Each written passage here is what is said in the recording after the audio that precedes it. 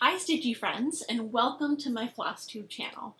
My name is Kenzie from Mud Puppy Stitchery, and I am a cross-stitch designer, I am a bird nerd and a wildlife lover, and I enjoy doing all of the crafty things. So if you're new, welcome. I hope that you like what you see, and I hope that you'll continue to follow up with me on all of my future videos. And for my current subscribers, thank you so very much for your continued support. I greatly appreciate it. I hope everybody has been doing well over the past couple of weeks. There have been a lot of exciting things happening for me, and I'm excited to share them all with you. I was able to collaborate with another awesome designer and Flosstuber, and we were able to create sister patterns, which I'll share with you a little bit later. But I also have some exciting news with my current patterns and getting them professionally printed, which will allow me to sell my patterns in brick and mortar cross-stitch shops. And I also have 2 cross-stitch finishes to share as well. So lots of exciting things to talk about in this video, although I'm sure it will be a little bit shorter than usual. So let's jump in and get started. You may have noticed that I'm wearing my sweater that I showed last video as a whip, and I just recently finished it, and I am so excited with how it turned out. Now, this is my first sweater that I've ever crocheted, and I am very pleased with how it looks. I started this about a month and a half ago when I bought this beautiful yarn from Joann's called K&C in the color Bordeaux, and it's a super wash wool, which is extremely unusual for me to be working with because I'm slightly allergic to wool, but this doesn't seem to bother me at all. But the colorway on this is just stunning, and I knew I had to make a sweater out of it. For the pattern, I used a video tutorial, which I'll make sure to link down below. And I was able to follow along quite easily, so I would definitely recommend it. As far as the fit, I think it fits really well around my torso, but it's a little bit loose in the arms, which isn't necessarily a bad thing. I guess I'd rather have it a little bit loose than too tight. So it's very comfortable to wear, and I just had enough yarn to make 3/4 length sleeves. I ended up using 5 skeins of yarn with a little bit to spare. So I'm very excited to wear it and to show it off, and I'm already eager to start another one. I'm a little bit nervous about how I'm going to wash it, even though it's a super wash wool and should be able to go in the washing machine and turn out just fine. I did end up making a little scrap fabric that I'm going to throw in the washer and dryer and just see how that holds up. Then I'll at least know how the yarn will react and if it felts at all, but we shall see about that. But overall, I'm extremely pleased with how it turned out, and I can't wait to wear it out. I'd like to chat with you about an awesome collaboration project I did with a fellow designer and YouTuber, Diana of Diana Bloom Designs. She is an extremely talented designer, and if you haven't heard of her, I will make sure to link her YouTube and Etsy shop down below. Please go check her out. So we like to design similar things, mainly nature scenes and birds, and I thought it would be a fun activity to put our creative brains together and come up with a common theme to design off of and to make sister patterns. And like Diana says in her video, we were just shooting bird ideas off of each other for a while until we both settled on one particular bird that is relevant for both of us, and that is loons. Diana lives in Canada, and the loon is a popular bird amongst Canadians. And of course, the loon is Minnesota's state bird, so it worked out perfectly. Now her design is called Loon Call, and it's this beautiful scene on a lake with a loon floating along, with gorgeous trees in the background, and a little cattail peeking out along the side. Her use of color is stunning, and I love the green that she used for the feathers, because when you look at a loon, their black feathers aren't pure black. It's kind of like looking at an oil slick, with the greens and the purples reflecting off of the black feathers. So this chart is available on her Etsy page currently, which I will make sure to link down below, but please go and check out and support her channel. My design that I came up with is called Diving Loon, and while Diana's loon was floating on top of the water, mine was diving underneath. You can see the seaweed and the schools of fish that are swimming by, and I made sure to include a bluegill and a long-nosed gar in the design. Now, I really enjoy designing fish, and I'm thinking of designing a fish sampler sometime soon. And this just reminds me of my time back in college when I did my capstone research project on the Mississippi River ecology. And I was able to electrofish and to take fish population samples, and so I love all of the different species of native fish. So it was really fun to be able to highlight that in this pattern. And the loon was super fun to design. It's crazy if you look at the photos of loons how far back their legs are in comparison to ducks. And their legs are so far back that they basically aren't able to walk on land. They have specific adaptations that allow them to be expert fishermen and to glide through the water with little to no effort. So I'm so glad I was able to design a really fun loon pattern with Diana, and I think we're planning on doing something similar in the future. And if you're interested in purchasing, you can find my loon pattern on my Etsy page, which I'll have linked down below. Another design that I came out with in the past couple of weeks is my cedar waxwing pattern. Now this one was also super fun to design, but quite challenging as well. Now there are so many colors on a cedar waxwing. With the head is like a tan color that transitions into a gray, and then that transitions into like a steely blue towards their wings and tail. And getting the color gradation from tan to gray was super difficult, but I think I finally got it down.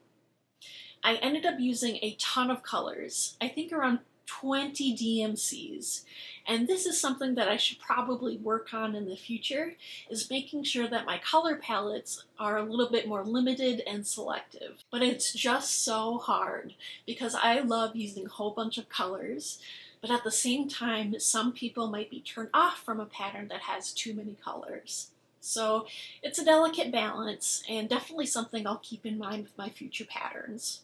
But even so, I love how it turned out, and it was so much fun to design. Cedar waxwings eat a whole bunch of fruit, and they eat dogwood berries, and so that is what I highlighted in this pattern. So I really hope you enjoy it, and if you're interested in purchasing a pattern, it's now up on my Etsy page. I'd like to move on to a whip that I've been working on, and if you've been here for a while, then you'll know this whip very well. And that is Jane Atkinson by the Scarlet Letter. Now this is one of my favorite whips because of all the beautiful flowers and the warm colors. They are just stunning. And this was started on Easter of last year, and this is actually one of my focus pieces this year. Now, I don't have a specific goal in mind with this piece, except to be constantly working on it so that I can get it done within the next couple of years. So this is being stitched on an 18 count vellum by Picture This Plus Fabrics, and I'm absolutely loving how it's turning out. So this time I worked on this butterfly, this flower, and this bird. I'm not exactly sure what this little guy is, but he's very goofy looking, and I absolutely love it.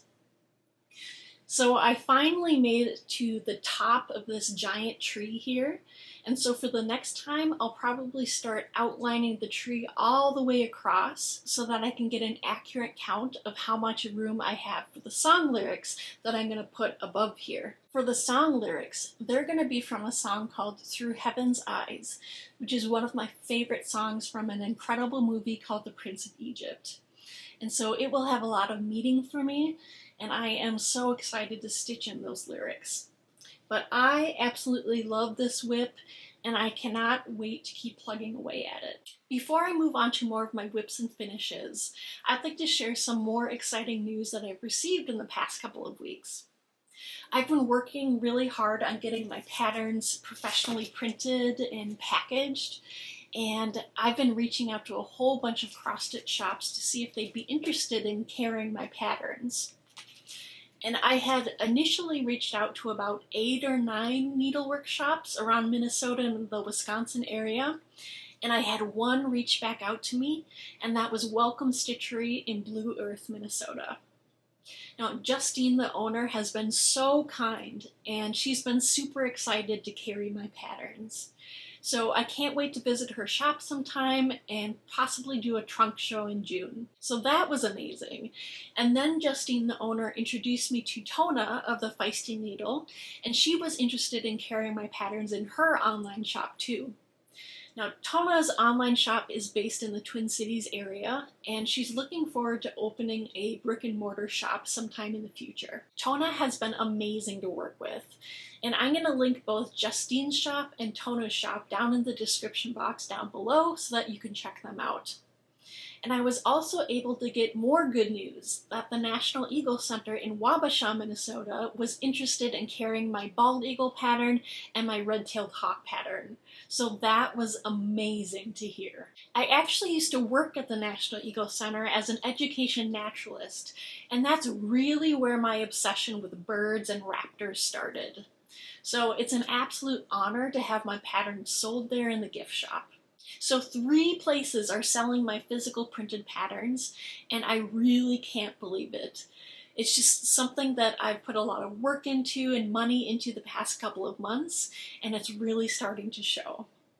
Now, if you happen to know of any local needlework shops that are looking for new designers, or if you are a needlework shop owner, please get in contact with me. I would love to keep this momentum going and to have more shops carry my patterns. I'm also placing a call out for anybody that might be interested in helping me out with model stitching. Now, if you've been interested in stitching one of my patterns and would be willing to model stitch it for me, please also get in contact with me below. I will give you the PDF pattern for free, and once you're finished stitching it, I'll take some photographs of it and send your stitch back to you. So that would be extremely helpful for me, because many shops like to have photos of model stitching instead of just the computer-generated mock-ups. So if you're interested, please reach out to me. Before I hop into more of my stitching, I'd like to move on to another segment I like to call Wildlife Minute, where I give a little talk on wildlife, biology, animals, or anything that strikes my fancy. So hopefully you'll learn something new today, and it will encourage you to take a deeper dive into the wonders of the natural world. But if you're only here for the stitchy things, please feel free to hop to this time point. Hi everyone, Wildlife Kenzie here. Today I'd like to talk to you a little bit about some extremely special peregrine falcons. Ooh, did you hear that thunder? That's so exciting. Some peregrine falcons that are currently nesting on the Mayo Clinic building in Rochester, Minnesota. There's a live nest cam, which I'll make sure to link down below, and the peregrine couple currently have 3 eggs as of March 30th. So if you're interested in watching the eggs hatch, I would start tuning in the next couple of weeks. And you might be wondering why they would have a nest on top of a skyscraper building. Well, this is actually a man-made nest in order to encourage peregrine falcon population growth. And a nest box on top of a skyscraper isn't too different than what they have out in nature. Peregrine falcons will nest extremely high up on cliff edges and will lay their eggs in rocky areas with little to no nest material. These predators eat other birds, and so being as high up as possible helps give them a good vantage point to help them hunt their prey from. And it's actually extremely helpful to have a peregrine falcon pair nest in a city because they help keep the crow and pigeon populations in check. Now, this raptor has specific adaptations that help them catch other birds. And an adaptation is something an animal has or does that helps it to survive. The middle toe of the peregrine falcon is longer than its other toes because they need to get past all of that fluff of bird feathers in order to actually grab onto the bird. And in order to catch their prey, these birds will dive at over 200 miles per hour and ball up their talons to basically sucker punch the prey out of the air. So pretty incredible. The Mayo Clinic peregrine falcon staff do not interfere with the nest at all, except to ban the chicks when they become old enough. The reason why banding birds is so important is because it's data. The more data you have on these incredible birds, the more you'll learn about them. And by banding them, you can track how old the birds are and how far they travel. And that is extremely useful information for ornithologists and researchers. So I definitely recommend you check out the Peregrine Falcon live cam link down below. And hopefully within the next couple of weeks, we will get to see 3 healthy chicks hatch. I hope you enjoyed today's Wildlife Minute, and let's head back to the stitching. Hello and welcome back! My first finish that I'd like to show you was actually a stitch along with Kim the Contented Needleworker, who you know here on Flosstube and Instagram. And this is a pattern from Mama Loves You GB called Birds of a Feather Circle Together, and it was stitched on an 18 count Valor by Picture This Plus Fabrics. Now this was a joy to stitch, and I'm absolutely thrilled to have it completed. And you'll notice that my birds are completely different than the charted birds, and that's because I wanted them to look like native North American birds. The top bird is a barn swallow, and then we have an American goldfinch, we have the eastern bluebird, we have a purple martin, we have a red-bellied woodpecker, and a rose-breasted grosbeak. So I just love how it turned out. And the leaves are different as well. In the chart, you're supposed to use 2 DMC colors, and I chose one variegated floss called Collards by Wiki Works. And it gives a nice subtle variegation, and it was half the work. So by next video, this piece will be fully finished, and I'm planning on fully finishing it on a circular cutting board with some sort of trim around the outside edge. So I'm very excited to get it done and hung on my wall. I think it's going to turn out great. The next finish that I have is called Black-Bellied Whistling Ducks by Lindy Stitches. And this is the first pattern I've stitched in the Bird Crush Bird Club series. Now, this whole series was generously gifted to me by a wonderful stitchy friend, and I can't wait to start the next one. And I ended up being really close to a finish on this one, and I just decided to sit down and finally finish it. And I think it turned out really cute. I'm planning on finishing this as a hanging ornament. And initially, I wanted to finish this on a wooden board with a little pocket attached to it, so that I could keep the photos and information and stickers that came with the kit, because I'm not entirely sure what to do with them. I don't want to get rid of them. They're really pretty, but I ultimately decided against it because 12 wooden boards for the 12 patterns would definitely take up a whole bunch of wall space, and I thought the little ornaments would be much better.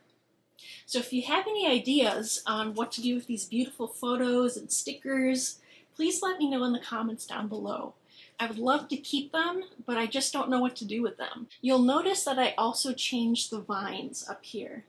In the pattern, they're like a bright yellow, and I didn't really like that. So I changed it to Collards by Wiki Works, and I like how that looks better. So this will be a fully finished object by the next time I come on the channel, and I can't wait to see how it turns out. The last thing I'd like to share with you today is my new start on the new Lola Crow Extraordinary Bird Stitch Along.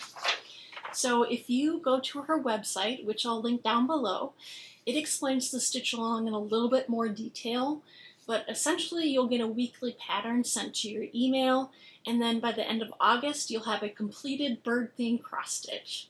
So it's definitely not too late to join in. We have 6 weeks to finish the frame, so you can join in at any time. I started stitching this on an 18 count evergreen by Fiber on a Whim Fabrics, and I think it's looking great so far. Now there are a lot of color changes, but it really makes the piece look really good.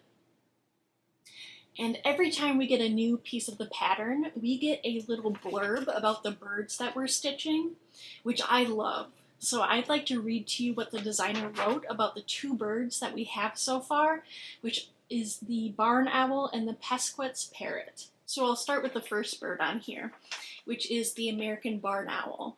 And its feat is night hunting. And its distribution is North and South America.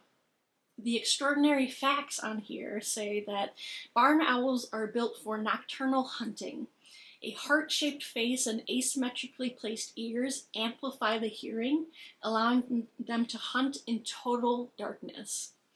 Fringed feathers minimize turbulence, and barbed wing feathers dampen the sounds of wing beats, creating silent flight. They are voracious eaters with a high metabolic rate, consuming more rodents relative to their size than any other owl. And the next featured bird that we have on here is the Pesquet's parrot, or it's also called the Dracula parrot. The feat is being creepy cute, and the distribution is in rainforests of Papua New Guinea. And for the extraordinary facts, with their striking ruffled black and red feathers and eerie cackling cries, Pesquet's parrots could fit into any Gothic story. Vulture-like bare faces keep their feathers from getting sticky with fruit juice, and these highly specialized birds only inhabit high elevation rainforests and feed primarily on native figs. Due to loss of habitat and overhunting, Pesquet's parrots are a threatened species. So I just thought that was so cool. I've been extremely interested in their previous stitch-alongs, and her style is just amazing. So I, of course, had to join when she was doing a bird-themed stitch. And I'm excited to keep plugging away at this, and I will keep you updated on my progress. And that is all that I have for you today. I hope you enjoyed today's video, and if you did, please like the video, please comment down below, and check out my Etsy page, which will also be linked. And please follow me at MudPuppyStitchery on Instagram to keep an eye on what I'm doing in between videos. So I appreciate you so very much, and I hope to see you in a couple weeks. So take care, and do some bird watching, and stitch all of the things. Bye!